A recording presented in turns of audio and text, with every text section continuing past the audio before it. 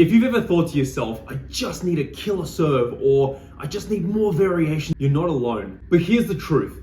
To be the best player in your club, all you need is 3 serves. Trying to develop more serves or serves that serve people off is an unreliable and really a failing strategy. I wish I knew this on my journey as a kid to becoming the Australian #1 and making the Olympics. I wouldn't have lost so many years where I stagnated. So in this video, I'm gonna give you the only 3 serves you need and how to dominate the point using these serves so that you can reach your goals way faster than if you didn't have this knowledge. Hey guys, before we get into these 3, if my videos have helped you out in any way at all, this is your last chance to join my Train with an Olympian 2026 program.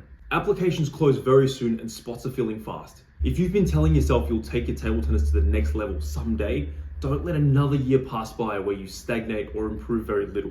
I work with players of all levels, all the way from Sydney to Singapore to Seattle. The only thing that matters is your drive to improve. So if you're serious about getting better, whether you're a beginner, intermediate, or advanced, hit the link in the description and register now before it's too late. This is your last chance, don't miss out. Firstly, you must understand that over the span of a whole match, if you play against someone of a close enough level to you, they will adapt to the shape, weight, speed, and spin of your serve.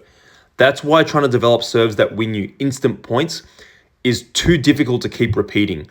As well, trying to focus too much on this does massively take away from your ability to follow up strongly after the serve. Serving in a way where you know what's going to come back and then dominating the point right after is the ticket to becoming a very good player. It's what they do. So, serving in a way that predictably lets you attack the next ball strong is very achievable, and it's actually what you want to focus on rather than trying to serve people off. The first serve you're going to need is the topspin serve. This serve is deadly because most players hate flicking. The topspin serve forces an opponent to have to flick because if they push, it goes up. Only really semi-pro and pro players know how to push a topspin serve back low. As well, flicking is a very delicate, high-skill shot, and the margin for error is so low. Again, most club level players, I dare even say all, don't know how to flick very well, because if they did, they would be semi-pro or pro. So if you execute your topspin serve low and short with 2 bounces on the table, on the opponent's side, you're gonna get weak returns repeatedly. When I coach students in person for the first time when we meet each other, this is often the first thing I teach them because it's the most easiest and quickest thing for them to learn that will automatically give them a boost in results and improvement. Because everyone at a club level, intermediate or beginner, loves to push and they can't flick, we want to use this human tendency against them to repeatedly win points. If you serve this and they flick, it will be soft.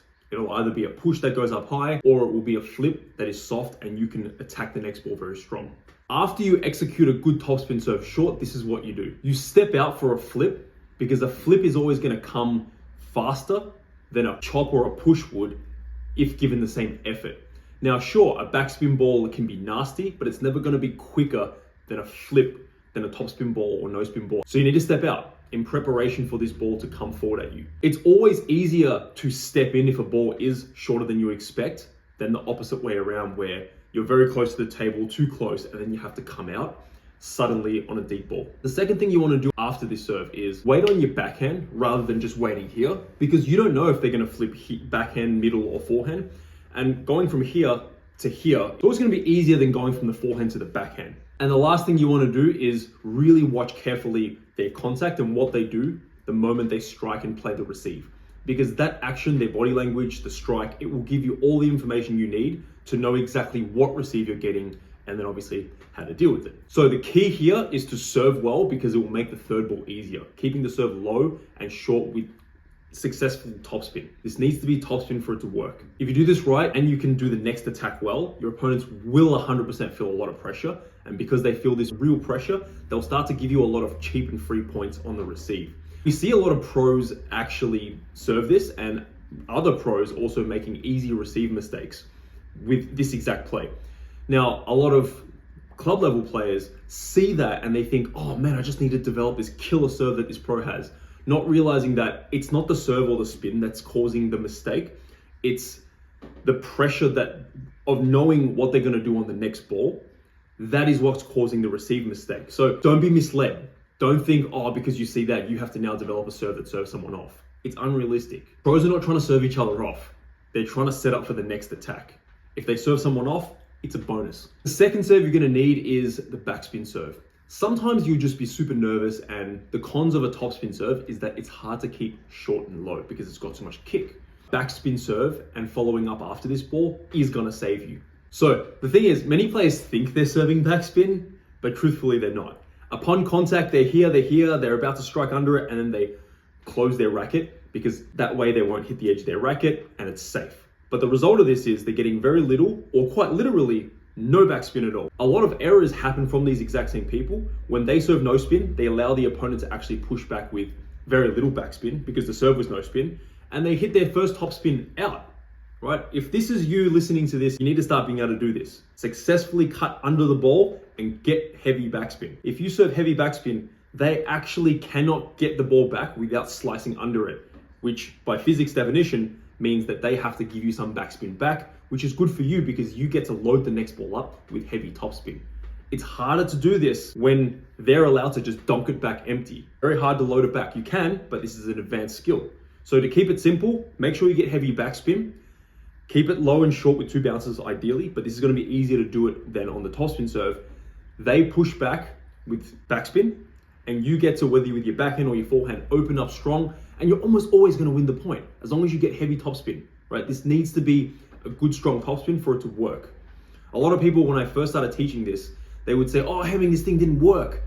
Occasionally, people would say that when I watch their matches. I say, yeah, because you dunked it over, right? You need to actually get good topspin for this to work on your first attack. So the thing is, only semi-pro and pro players know how to receive this serve back with 2 bounces and short and low.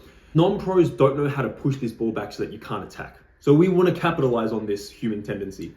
As well, only pros can consistently counterspin against heavy balls and block them. So again, we want to capitalize on this.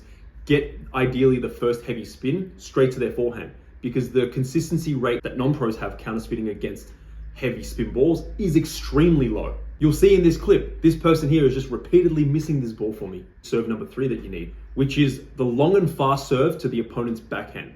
This is ugly, uncomfortable. I hate it, you hate it, and that's exactly why you need to start doing it if you're not already doing it. The serve actually complements the first 2 serves that I taught you perfectly. If all you ever did was serve the ball short and low with 2 bounces, your opponent will start to know the ball is coming there and they'll start to predict the receive. Now, think about it from your opponent's point of view. If they're receiving your serve and you're only doing the 1 serve, they're gonna start to be there earlier because they know it's coming. The only problem they have to solve is, how do I receive this short serve well so that I can not let him dominate points? Now, if you add the occasional long and fast serve, but keep that short serve happening, now their mind is worrying about 2 different jobs, not just 1. Now, even if you lose points doing this, it's all good because now their mind is worried about 2 potential different jobs. They're gonna be slower and more hesitant to the same serve that you were doing.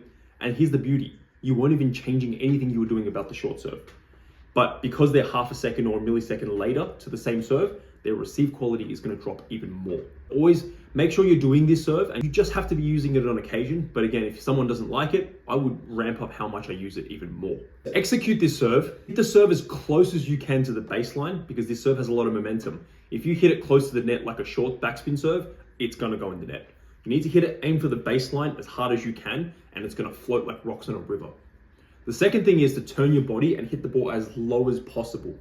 The third one, if you can't do it, all good, but bonus points if you can make the action look exactly the same as you want on the short serve that you do with that swing. So by doing this serve, you've created a psychological shift. Even if you don't win a point doing this, uncertainty and hesitation it creates will generate even lower quality returns from your opponent. As promised, I'll give you one finishing secret that the Chinese taught me when I was 16. When you serve and someone makes a mistake on the receive, you want to serve the next ball long and fast to their backhand, because when they make a receive mistake on your serve, what's going on in their head? Always think about what's going on potentially going on in the opponent's head. They're thinking, oh, I just missed that serve. How am I going to receive it well next time? And while they're distracted and not focused on the long one, pummel them with a long one. This works every single time. Against pros, might not work, right? Because they're aware of this little secret. So our goal, guys, as table tennis players, it's simple. Again, it's not easy, but it's simple. It's to create repeatable patterns that win points against real humans. So your serve tactics need to be simple as well. Don't complicate this. Make this as simple as possible, but make it as good as possible. You might look at a lot of pro matches and think, his serve doesn't even look that spinny, but he's a pro. And truthfully, their serves are probably not that spinny. But they keep it low and short, and what they do on the next ball is really what makes them super good. If you found this helpful and you want to make 2026 your year of improvement, apply now for one-on-one coaching with me using the link in the description below. And join now, as this is your last chance. Spots are filling up. So once spots are gone for next year, they're gone. Until then, guys, I'll see you in the next video.